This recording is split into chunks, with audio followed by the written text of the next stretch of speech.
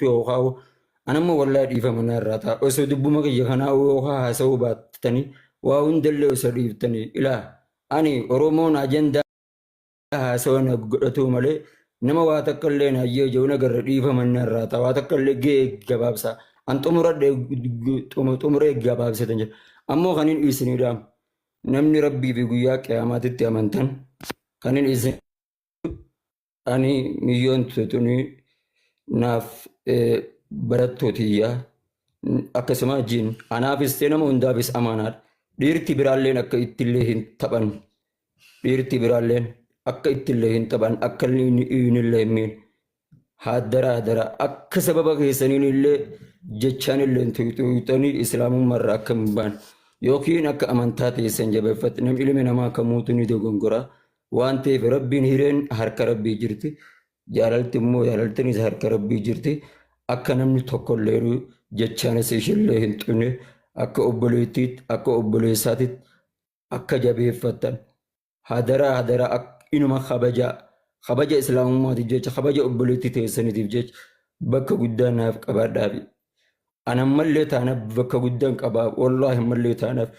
ani na biratti dubartiin na biratti kabaja guddaadha qabdan gafeetu yoo dogongortellee dhageeffadhaa na biratti dubartii kabaja guddaadha qabdi yoo nan gafedhe wanta hiyyee jedhellee carraan adda nu baasellee na biratti dubartiin kabaja guddaa qabdi kabaja na ulfina na biratti qabdi haa ta'u waata takkallee akka waa takkallee isin jenne yoo ka dandeessan kan taatan ani wallaahi waa'ee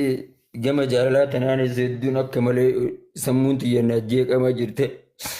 sambiroo kutee ummaan xiyya salkanii guyyaa irraa baraachaa jira.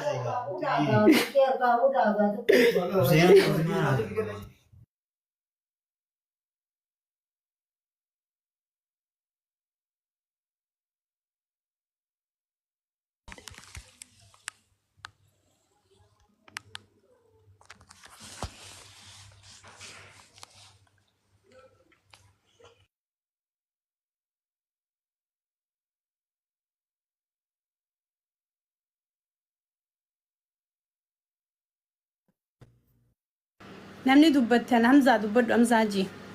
yoo dubbachuu dandeesse dubbadhu yookaan immoo ummata hajattu kun dubbadhu yookaan ahmad